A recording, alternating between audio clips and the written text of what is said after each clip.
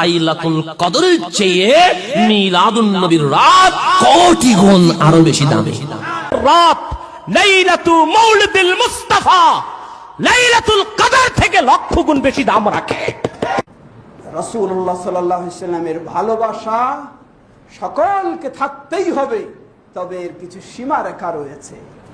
ভালোবাসতে গিয়ে আল্লাহর চেয়েও ভালোবাসা যাবে না, আল্লাহর সমানও নয়। যদি কেউ আবার রাসূল সাল্লামকে বেশি ভালোবাসতে গিয়ে আল্লাহর সমান ভালোবাসতে চায়, তাহলে এই ভালোবাসায় তাকে জাহান্নামে নিয়ে যাবে, জান্নাতে নয়, কারণ এটি শিরক। এই জন্য রাসূল সাল্লাম সতর্ক বাণী উচ্চারণ করেছেন।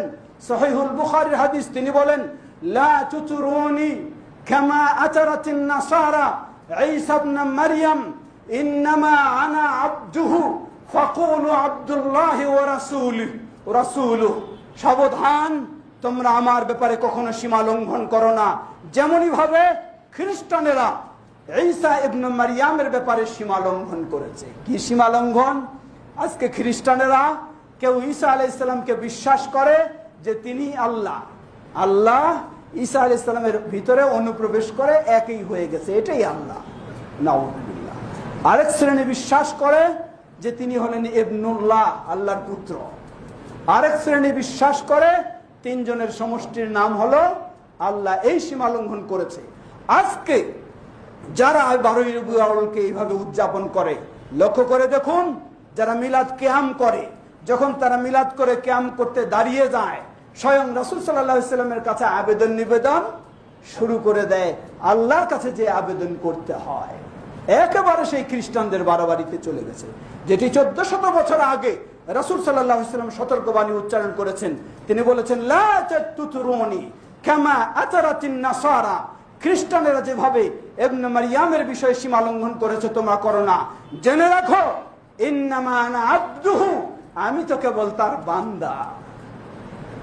তিনি খালেক, আমি মাখলুক। তিনি মাবুদ, আমি আবদ, অন্য কিছু নয়। সুতরাং আমাকে বলো আব্দুল্লাহ ওয়া রাসূলু, আমি আল্লাহর বান্দা এবং তার রাসূল, এর বেশি কিছু নয়। সুবহানাল্লাহ। সেই সীমা অবশ্যই খেয়াল রাখতে হবে। অপর দিকে আরেক ইবলিসি চিন্তা, এটি যেমন সীমা লঙ্ঘনের এক ইবলিসি চিন্তা, আরেক ইবলিসি চিন্তা এসে গেছে।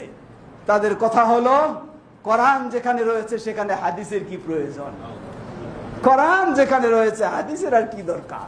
কোরআনেই তো সবকিছু রয়েছে, শুধু কোরআন দিয়ে আমরা ইসলাম মানবো, তারা হাদিসে সুন্নাহ মানতে আর রাজি নয়। এ হলো আরেক ইবলিসি চিন্তা, আরেক সীমা লঙ্ঘন। তারা বেশি ভালোবাসা দেখাতে গিয়ে সীমা লঙ্ঘন করে, আর এরা বর্জনের ক্ষেত্রে সীমা লঙ্ঘন করে। এটিও ইসলামের বাইরে, কোনো সন্দেহ নেই।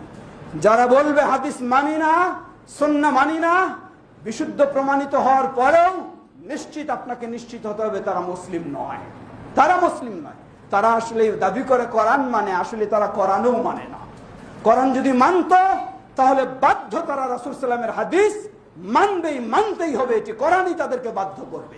সুতরাং তারা কোরআনও মানে না, অতএব এরা মুসলিম নয়। দেখবেন তাদের সালাত নেই, তাদের সিয়াম নেই, তাদের যাকাত নেই, তাদের হজ নেই, কিছুই নেই তাদের। লা হাওলা ওয়ালা কুওয়াতা ইল্লা বিল্লাহ।